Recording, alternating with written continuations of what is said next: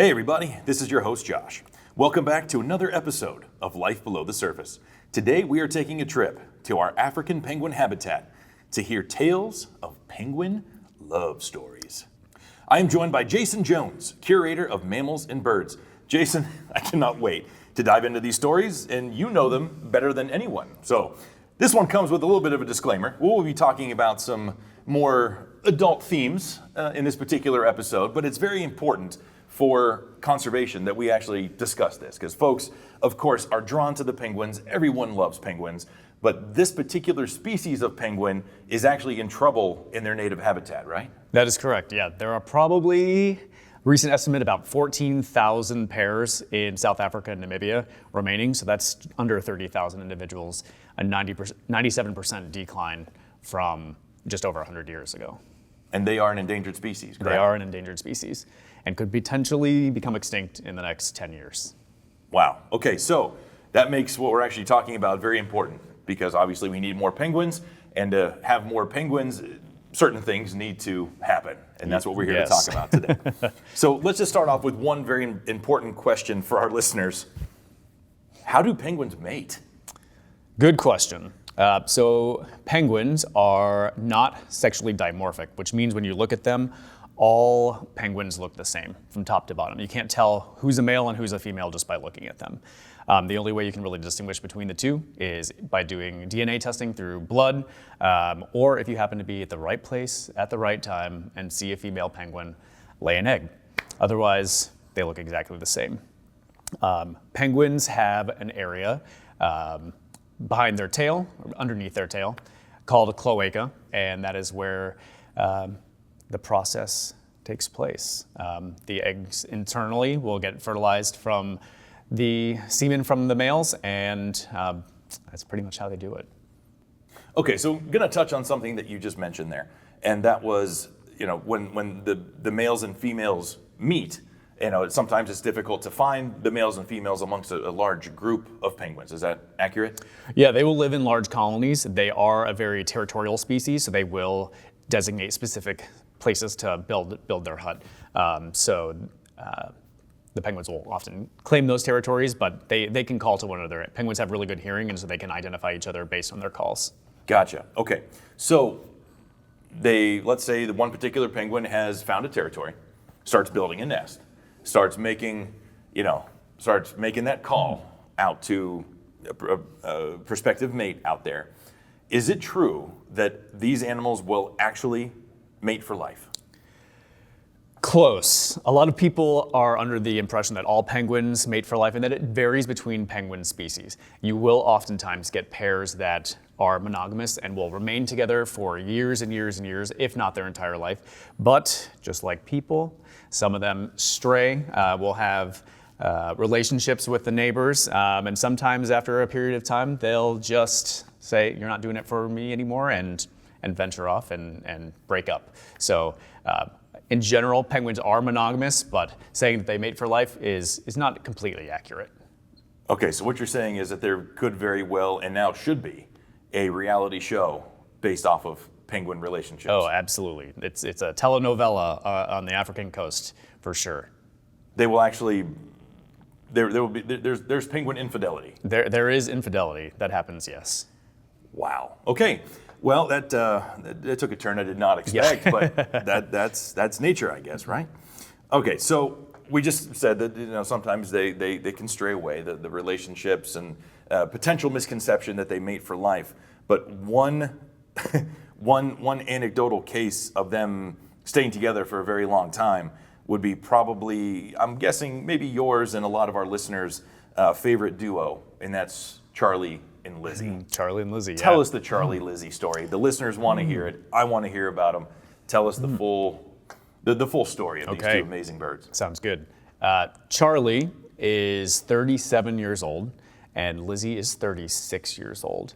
They have been together for almost their entire lives, so they probably paired up when they were 2 to 3 years old and have ventured to several different facilities and have remained together throughout. So they've been together for quite some time, oftentimes older than the staff that are taking care of them.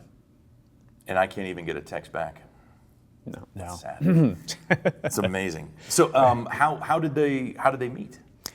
So I'm not sure if they were actually pair bonded together. It was a long time ago, or whether they kind of found each other naturally.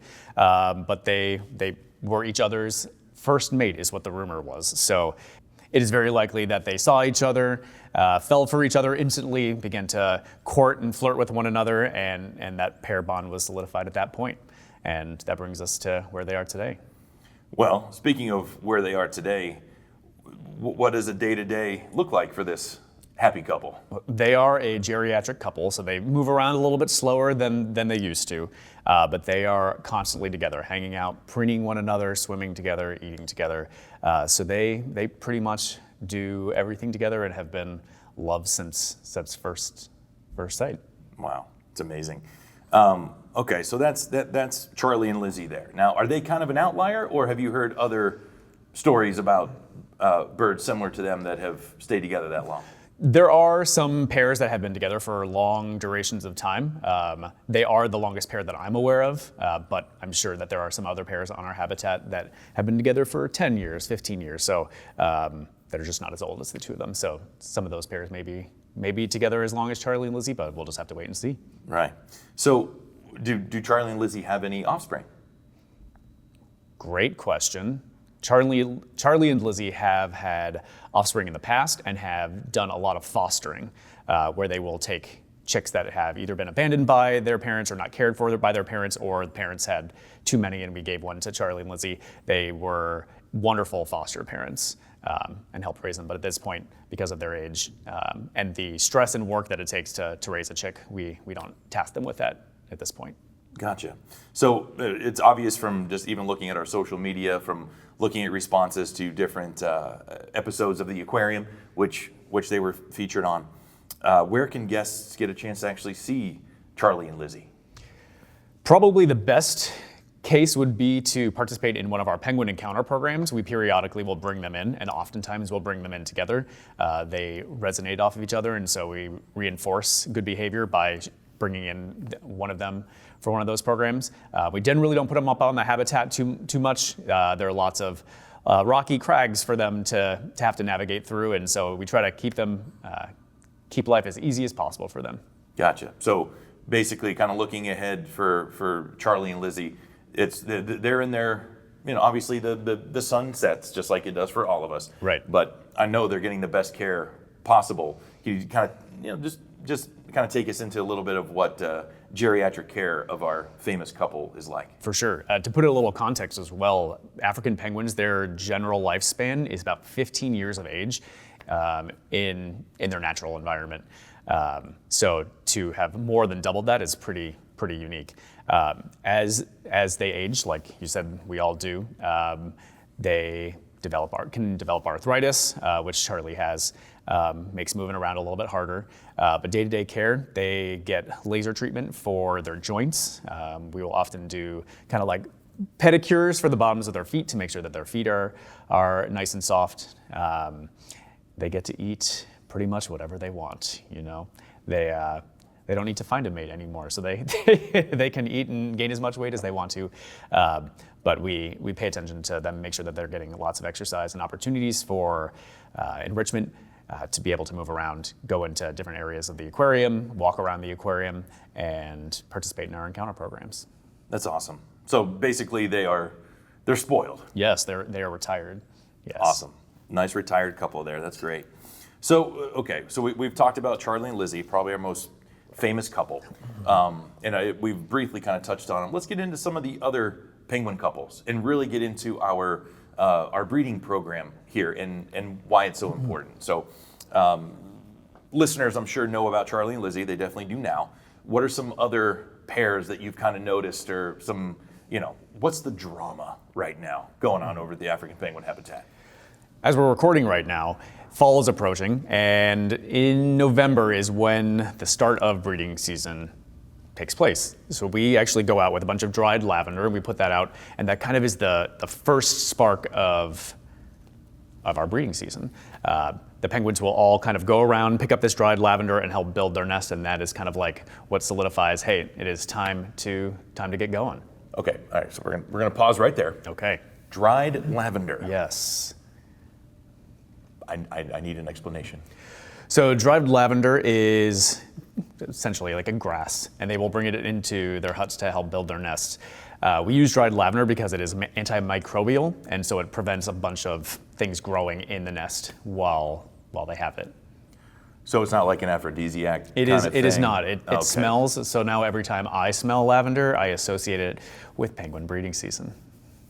As we all will now. Yes, yes. I was about to say I need to go get some scented candles apparently. Okay, so lavender, you lay lavender down there, which I'm sure is just, okay, so it sets the mood maybe for the, It does, maybe yeah, for the right, team. yes. But okay, so they see the lavender down there and then they go into the nest building.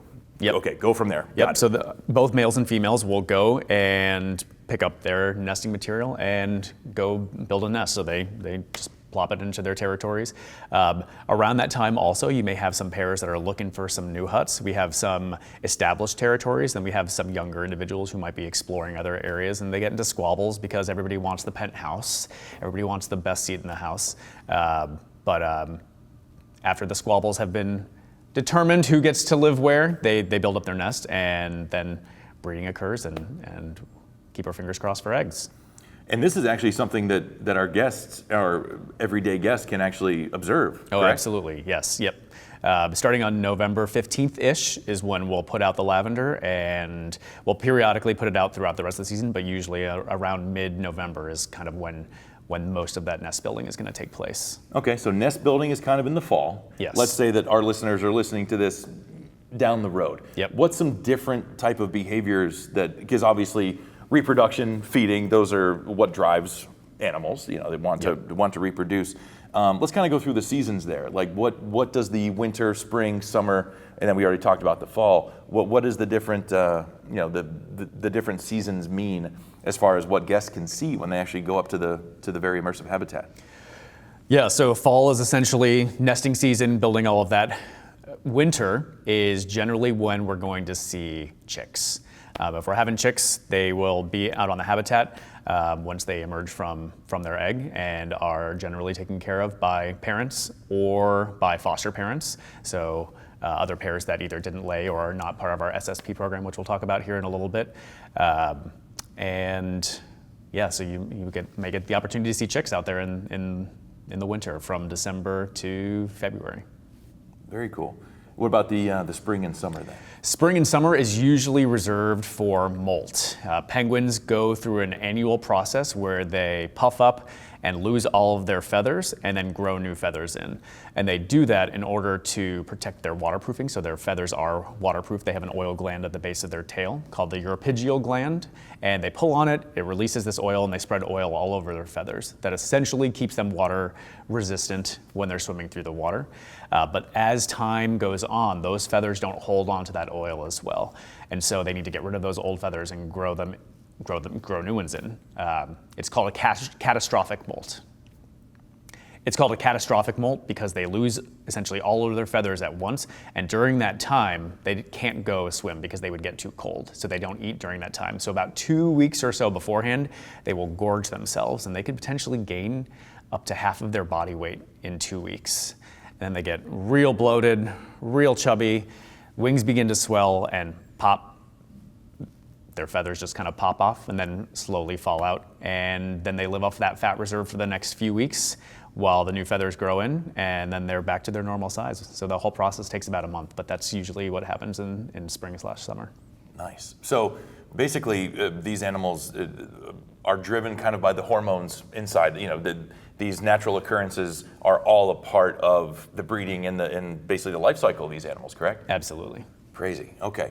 So depending on what time you guys get a chance out there to come visit, you might see a lot of these different types of behaviors and things going on as you visit our African penguin habitat. So, all right. So we've talked about what guests can see. We've talked about kind of what the year looks like for these animals based off of their natural kind of inclinations there. Let's get into, and you kind of just touched on it, let's get into why this is important. Why do we have an African breeding program and get as much detail as you want? I know that's a kind of a very short question with an unbelievably definitely detailed answer, but it's why we're here, and it's very, very important. So why do we have an African penguin breeding program? So as I mentioned, the population in Africa, these guys live in South Africa and Namibia, is extremely low. Again, 97% decline in the last 100 years. So there are not many of them left. Expectations of them going extinct in the wild in 10 years is probable, which is pretty sad. So it's really important for zoological facilities to be able to support them as a species to ensure their survival. We participate in what's called a species survival plan, and many zoos and aquariums around the country participate in them.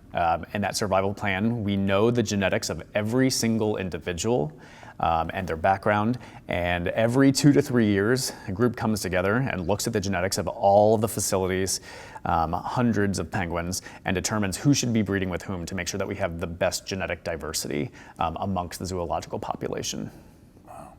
So it's very detailed. So basically, what you're saying is, we're on it. We're involved. We're trying to, stop this animal from becoming extinct. Yes. Wow. And have you or any members of the team, have we actually been to Africa? Yes, we have sent staff over the last few years, not during COVID, but the years prior to that, and hopefully again in the near future.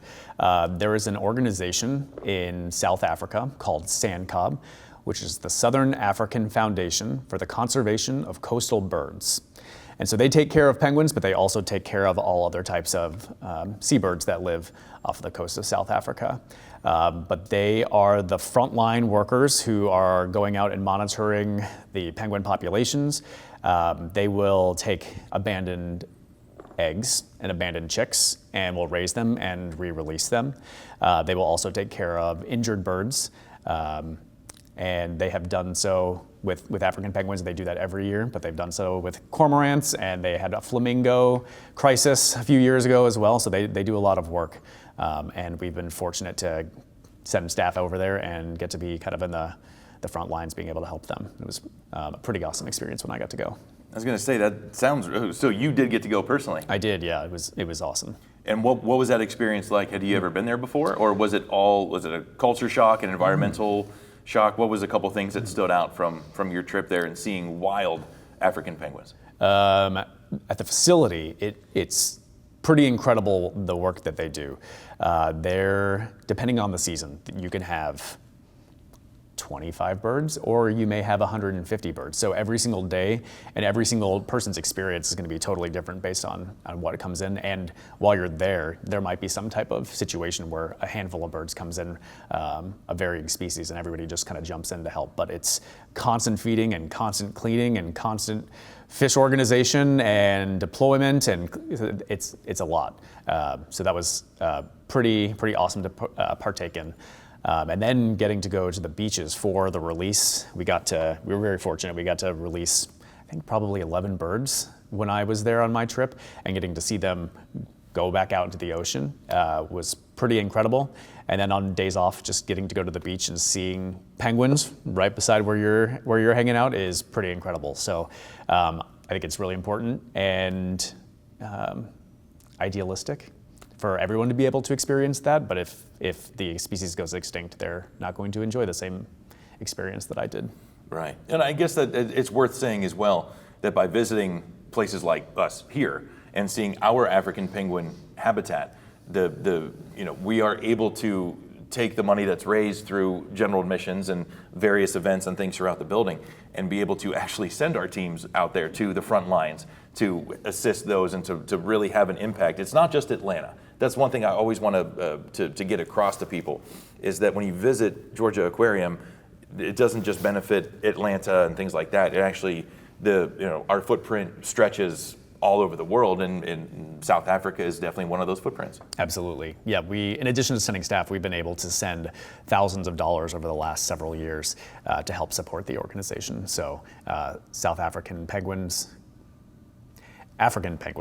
are near and dear to our hearts, and so we are dedicated to their conservation and their protection. Very cool. Well, up until just recently, at this time of recording, I never thought that I would be involved with anything African penguin related until I was tasked with bringing in a 16-foot tall one. Oh, wow. Yeah. Have you seen the 16-foot tall African penguin out at the entrance? I have not yet. Okay, Jason, we're going to go after this recording, and we're going to go check out probably one of the weirdest projects I've ever been a part of. Okay. As a way to highlight our facility and a way to highlight our African penguins. We, I guess years ago, had a 16-foot tall penguin statue live on a water tower in South Atlanta. Okay. Who knew? This penguin is no longer on that water tower, and it now lives at our entrance to the building. Oh, that's awesome. Yeah, making it the largest penguin in the state of Georgia. In the entire world, I would guess. Actually, no. No, really? We lost by 10 feet because, trust me, I looked up Guinness Book of World Records. There's another penguin that's 27 feet tall, but it's cheating because the penguin itself is only 10 feet, but it's on a, like a really tall, 16-foot tall, like concrete base or something. Our penguin is legit 16 feet tall. So anyway, so we do have the world's tallest, or Georgia's, tallest penguin at our entrance. So when guests listen to this and you walk up, you will not be disappointed. You will see a 16-foot tall, roadside-esque attraction looking giant penguin right there at the surface. Love it. Yeah, right at the surface of the aquarium there. So penguins are near and dear to our heart there. We love them. They've been here since the aquarium opened, correct? That is correct. Nice. And we're hoping to have them into the very near future and hoping to correct that 10-year, kind of prophecy of them going extinct. Yes. And that's what you and your team are doing a great job of. So let me ask you this, Jason. If there's some folks listening out there, or some younger folks, something like that, how does one get into a career being able to care for such a critically endangered animal? Good question. So there are three main things that if you're interested in becoming a penguin caretaker or a trainer in any regard within the zoological field, three main things that you're going to need. One of them is go to school. You need to get a college degree for most facilities. A lot of times facilities want you to study biology, marine biology, psychology. There's a whole section of psychology that focuses on animal behavior. But also getting used to being on stage and performing is super beneficial. So a lot of the skills that you can learn in a variety of different educational backgrounds can be attributed to your work here. Another would be getting hands-on experience, so partaking in internships or volunteerships, learning that working with animals all day is not playing with animals all day. Birds in particular, penguins especially, cleaning. Birds are messy, penguins are messy, and so we get to take care of them and clean up after them. So it's important that you realize that working with animals is not equivalent to playing with animals. It's a lot of hard work. And lastly, if you're going to want to work with marine or aquatic species, you're going to need to get scuba certified and get practice doing that and become comfortable in the water. So those are really the three main things that you're going to need to do to get into the field. Gotcha. So, okay, from my previous work experience, I've worked with some pretty smelly animals as well. Sea lions, walruses, and otters tend to be some pretty pungent mornings. Yes. But I'm not going to lie to you, Jason. I never actually worked with penguins directly. But there is a particular odor that sometimes just emanates through this facility that can only be attributed to your African penguins. That is correct. And your team is one of the very few teams as they walk through the building. All these young, they're very, very beautiful men and women walking through the building there with just that Pepe Le Pew cloud of smell just emanating from these folks. I mean, that's a good point that there's the glamour is what the perception is. Yes, definitely. The reality is you are covered in penguin poo or animal poo for a majority of your day, and you take it home with you, and your car smells like it, and Absolutely. And all of that. So that's something that people definitely have to be prepared for. Yeah, I come home every day, and my partner smells me and is immediately pointing to the shower and saying, "Go change." That is a daily occurrence for sure. I'm just picturing you just standing, like in Tommy Boy or whatever, just getting hosed down, just Yes. getting all of that smell Absolutely. off of you. That's amazing. So, all right, back to kind of a more serious note here. In your opinion, what does the future hold for the African penguin, and how can not just listeners or guests of the aquarium, how can we as a society, as people, how can we help the African penguin? The future looks pretty grim for the African penguin and the other 17 species of penguins around the world. One of the main things that is affecting them is their food source, which is fish, and that is related to climate change. As the climate warms, fish are swimming further away from shore and they're going deeper, which requires penguins to have to go out further from their nesting sites and dive deeper and be away from their chicks or their eggs and their partners for longer periods of time. So African penguins, one partner will stay on the nest while the other one goes to hunt and then comes back and they kind of swap. But for a long time, these penguins will go out and be hunting, and the partner essentially needs to go eat, so they leave the nest and abandon whatever chick or egg is in there. And so that's when sand cob kind of steps in and is able to take care of those guys. But being very cognizant and conscious of the food that we are selecting to eat is going to be imperative to the survival of the African and other penguin species as well.